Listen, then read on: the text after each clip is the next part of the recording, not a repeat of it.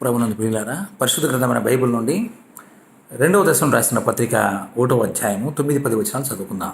వర్తమానానికి ముందుగా,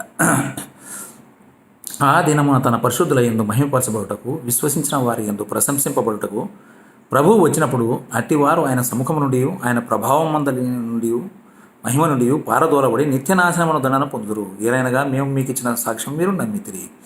దేవుడి వాక్యము దీవించుగాక.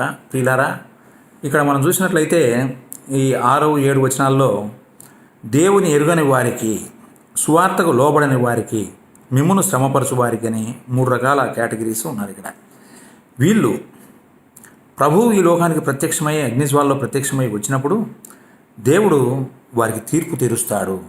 అది వారికి న్యాయమే. ఎందుకంటే వారు దేవుడు ఎరగలేదు, సువార్తకు లోబడలేదు. అంతేకాదు, యేసు ప్రభునందు విశ్వాసం ఉంచిన వారిని శ్రమల పాలు చేసినారు. కాబట్టి వారికి శ్రమ, మనకు విశ్రాంతి దేవుడు అనుగ్రహిస్తాడు. సేవలో ఎప్పటికీ నష్టం లేదు. నువ్వు కష్టం అనుభవించావా, నీకు విశ్రాంతి, నెమ్మది, శాంతి, సమాధానం అన్నీ దొరుకుతాయి. అసలు దేవుడి సేవ చేయకపోయినావా, మనము ఉట్టి చేతులతో ప్రభు దగ్గరికి పోవాల్సిందే. అయితే మనం సేవ చేయడం ద్వారా, లోకానికి సువార్త ప్రకటించడం ద్వారా ప్రతి ఒక్కరు తీర్పులోనికి వస్తున్నారు. దేవుని సత్య సువార్తకు లోబడని వారు, ఎరుగని వారు, దేవుని ఎరగని వారు, శ్రమ పెట్టేవారు, వారంతా దేవుని యొక్క తీర్పులోనికి వస్తున్నారని మనం చూస్తున్నాం. ఆ దినమున అని అంటాడు. ఆ దినమున అనే మాటకి యెషయా గ్రంథము 2వ అధ్యాయములో, యెషయా గ్రంథము 2వ అధ్యాయము 20వ వచనం. ఆ దినమున యెహోవా భూమిని గజగజ వణికింపలేసినప్పుడు, ఆయన భీకర సన్నిధి నుండి, ఆయన ప్రభావ మహత్వం నుండి, కొండల గుహలలోనూ బండబీటల్లోనూ దూరవలనన్న ఆశతో నరులు తాము పూజించుటకై చేయించుకున్న వెండి విగ్రహములను, సువర్ణ విగ్రహములను, ఎలుకలకును గబ్బిలమునకు పారవేయుదురు. అదే అంటాడు. ఆ దినమున ఆయన సముఖము నుండి, ఆయన ప్రభావం మహిమల నుండి పారదోలబడి అంటాడు. పారదోలబడతారు. బొమ్మలు, విగ్రహాలు, వాటి నమ్మిన వారందరూ కూడా పారవేయబడుదురు. ఆ దినమున, అది భయంకరమైన దినం. ప్రభువు ఈ లోకానికి తీర్పు తీర్చేటువంటి దినం. ఈ లోకానికి ఆయన వచ్చే దినం. నరులు తాము పూజించుటకై చేయించుకున్న విగ్రహములను, వెండి విగ్రహములను, సువర్ణ విగ్రహములను, ఎలుకలకును గబ్బులములకును పారవేస్తారు. గుర్తుంచుకోండి. ఆ తర్వాత ప్రకటన గ్రంథం చూడండి, 22వ అధ్యాయము 15వ వచనం. కుక్కలను, మాంత్రికులను, వ్యభిచారులను, నరహంతకులను, విగ్రహారాధికులను, అబద్ధమును ప్రేమించి జరిగించు ప్రతివాడును వెలుపటనుందురు. ఈ కేటగిరీ అంతా వెలుపట ఉంటారు. దేవుని సన్నిధిలో ఉండరు, పరలోకంలో ఉండరు. ఆ కేటగిరీ ఏమో పారద్రోయబడతారు. పారద్రోలబడి, వెలుపటికి నెప్పబడి. ఎవరు వాళ్ళు? మాంత్రికులు, కుక్కలు, వ్యభిచారులు, నరహంతకులు, విగ్రహారాధికులు, అబద్ధమును ప్రేమించి జరిగించు ప్రతి వాడును వెలుపట ఉంటారు. కాబట్టి ప్రియులారా, ఆ దినము భయంకరమైన దినము. ప్రభు గొర్రెలను, మేకలను వేరుపరిచే దినము, విడిచిపెట్టబడే దినం. ఇంకా నీవు సువార్తకు లోబడలేదా, సత్యాన్ని నమ్మలేదా? ప్రభువుని నమ్ము, సువార్తకు లోబడు, దేవుని ఘనపరచు, దేవుని సంఘముతో సహవాసం చేయి. పరలోకపు దీవెన, ఆశీర్వాదం ఉంది. అలా లేని వారు శ్రమ పట్టబడి, శ్రమను అనుభవించి లోకంలో, మరి పరలోకంలో స్థానము లేకుండా నిత్య నరకాగ్నిలో వారు పరవేయబడతారు. అదే అంటాడు, పారదోలబడి నిత్యనాశనమును దండన పొందుదురు. నిత్యనాశనం, నాశనము అనగా దీవెనలకు, ఆనందానికి, శాంతికి ఏకైక మూలాధారమైన దేవుని నుంచి ఎన్నటికీ దూరమైపోవడమే నాశనం. నాశనం అంటే అది నాశనం అయిపోవడం కాదు, దేవుని సన్నిధాన్ని కోల్పోవడం, దేవునికి దూరం అయిపోవడమే మరి నాశనము అని చెప్పబడుతుంది. లోబడని వారు 1:8 అంటారు. లోబడని వారు, దేవునికి లోబడిన వారు కోరుకున్నది అదే. మాకు ఆ దేవుడు వద్దు, ఆ సావాసం వద్దు, ఆ పరలోకం వద్దు అంటున్నారు. వాళ్ళకు వాళ్ళే తీర్పు తీర్చుకుంటున్నారు. దేవుడు నేను ఇస్తాను అంటుంటే నాకు వద్దు అని వారు తీర్పు తీర్చుకుంటున్నారు. వారు కోరుకున్నదే వాళ్ళకు జరుగుతుంది. దేవుడు దాన్ని చేయుటకు న్యాయవంతుడై ఉన్నాడు, నీతిమంతుడై ఉన్నాడు. నిత్యనాశనము అని మనం చూస్తున్నాం. ఈ నిత్యనాశనం అంటే ఏంటో మనం చూద్దాం. ఇక్కడే చూడండి, 2వ అధ్యాయము 3వ వచనం. మొదట భ్రష్టత్వం సంభవించి నాశనపాత్రుడకు పాప పురుషుడు బయలుపడితేనే కానీ ఆ దినము రాదు. భ్రష్టత్వం సంభవించాలా, నాశనపాత్రుడు పాపపురుషుడు బయలుపడాలా. అప్పుడు అంత్యక్రీస్తు వచ్చిన తర్వాతనే ఈ ప్రపంచ దేశాలన్నీ ఏకమవుతాయి. ఒకడు వస్తాడు, నేనే క్రీస్తునని ప్రకటించుకొని పరిశుద్ధ స్థలంలో కూర్చుంటాడు. అప్పుడే ఆ దినం వస్తుంది. ఏది దేవుడు అనబడునో, ఏది పూజింపబడునో దాన్ని అంతటిని ఎదిరించుతూ దానికి అంతటికి పైగా తను తానే హెచ్చించుకొనును. తాను దేవుడునని తన్ను కనపరుచుకొనుచు దేవుని ఆలయంలో కూర్చును కనుక ఏ విధముగానైనా ఎవరిని మిమ్మల్ని మోసపరచనీయకుడి. ఇలాంటి వాళ్ళు వస్తారు, మీరు జాగ్రత్తగా ఉండండి మనకు తెలుపుతున్నాడు. భ్రష్టత్వము సంభవిస్తేనే తప్ప నాశనపాత్రుడు, పాపపురుషుడే నాశనపాత్రుడు, లోకాన్ని నాశనం చేసేవాడు, లోక ప్రజలందరినీ నరకానికి నడిపించేటువంటి వాడు. ప్రియులారా, వాడితో కూడా మీరు పోయినారా, మీ గతి నరకమే. దేవుని ఎరగండి, సువార్తకు లోబడండి, దేవుని సంఘమును వెంబడించండి, ఆశీర్వాదమునకు పాత్రులవుతారు. మత్తయి సువార్త 7వ అధ్యాయము, మత్తయి సువార్త 7వ అధ్యాయము 13వ వచనం. 7:13 ఒక మాట ఉంది. 7:13 ఇరుకు ద్వారమున ప్రవేశించుడి, నాశనమునకు పోవు ద్వారం వెడల్పును, ఆ దారి విశాలమునై ఉన్నది, దాని ద్వారా ప్రవేశించువారు అనేకులు. ఇరుకు ద్వారము, విశాల మార్గము నాశనమునకు నడిపిస్తుంది అనేటువంటి విషయాన్ని, నాశనమునకు పోవు మార్గము వెడల్పును, ఆ దారి విశాలమునై ఉన్నది, దాని ద్వారా ప్రవేశించువారు అనేకులు. జీవమునకు పోవు ద్వారము ఇరుకును, దాని దారి సంకుచితమై ఉన్నది, దాని కనుగొనువారు కొందరే. విశాల మార్గము, ఇరుకు మార్గము, నాశనము, విశాలము.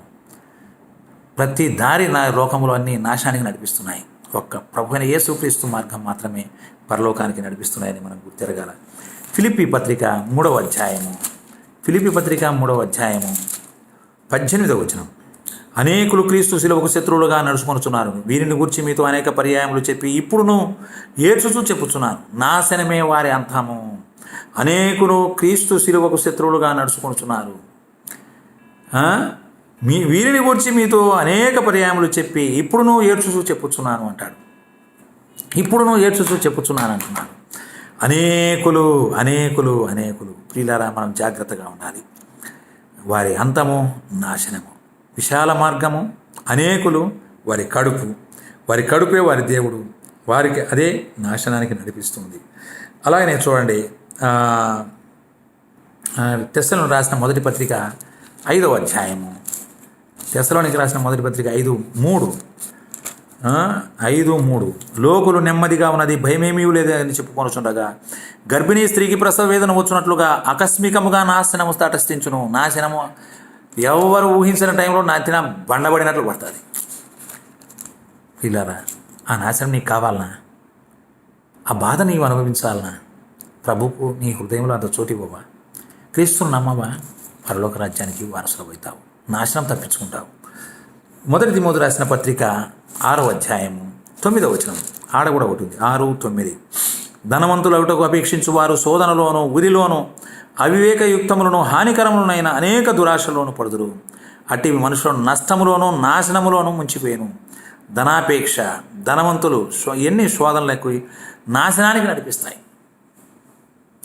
అవసరానికి తగిన ధనం మనకు కావాలి, కానీ అత్యధికంగా కూడబెట్టి అది అది అది వ్యర్థం, అది నాశనానికి నడిపిస్తుంది. ధనము మనల్ని ఇబ్బంది పెడుతుంది, మన ఆత్మీయ జీవితాన్ని దెబ్బ కొడుతుంది.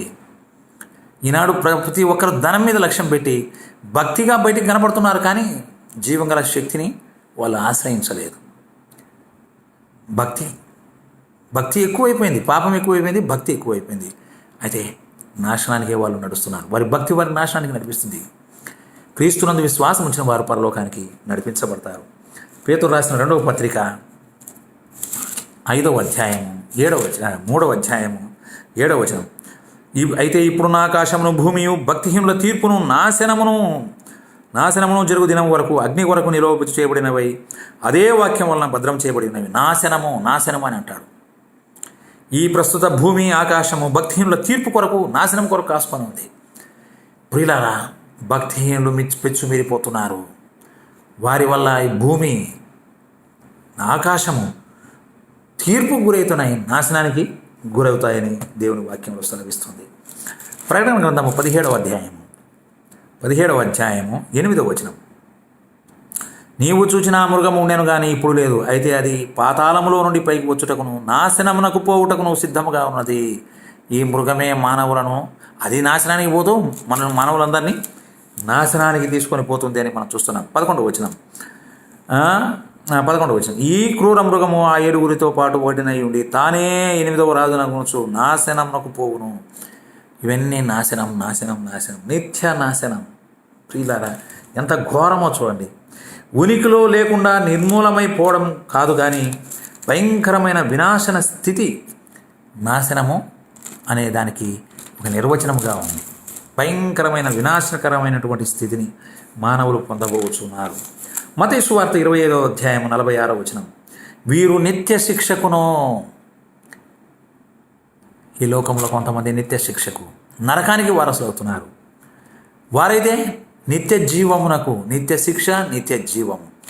నిత్య శిక్ష అంటే ఆడ మరణం కాదు, బతికే ఉండి వాళ్ళు అనుభవించుతున్న శ్రమలను తెలుసుకొనే వాళ్ళు శిక్ష అనుభవిస్తూ ఉంటారు. అదే నిత్య నరక శిక్ష. అగ్ని ఆరదు, పురుగు చావదు. నిత్య జీవము, ప్రభు నమ్మిన వారు నిత్య జీవంలో ఉంటారు. లూకా సువార్త 16వ అధ్యాయం, లూకా సువార్త 16వ అధ్యాయము 26వ వచనంలో ఆడ ఒక మాట ఉంది. 16:26.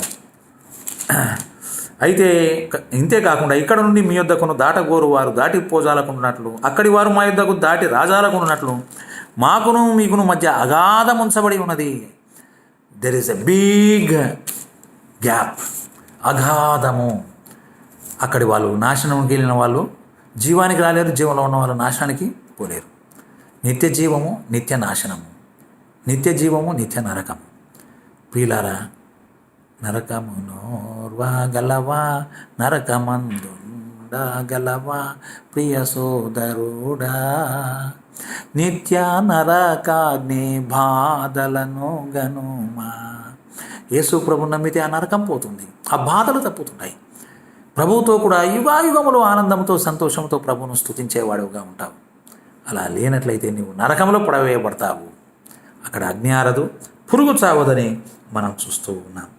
కాబట్టి తెస్సలోనికీయులకు రాసిన పత్రికలో చూసినట్టుగా నిత్య నాశనము అనే దండన వారి మీద పడుతుంది. దేవుని ఎరుగని వారికి, దేవుని సువార్తకు లోబడని వారికి అని అక్కడ సెలవిస్తుంది. కాబట్టి మనం సత్యానికి లోబడదాం, సువార్తకు లోబడదాం, ప్రభువుని నమ్ముకుందాం.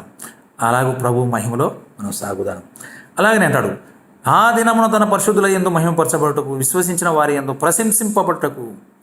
యేసు ప్రభువు వచ్చిన రోజు పరిశుద్ధుల ద్వారా మహిమ ఉంది, విశ్వసించిన వారి ద్వారా ప్రశంస ఉంది. పరిశుద్ధులుగా రోమా 1:1 అన్నాడు, మనమందరం పరిశుద్ధులుగా ఉండటకే పిలువబడిన వారం. పరిశుద్ధులు అంటే ప్రభు నమ్మిన వారే.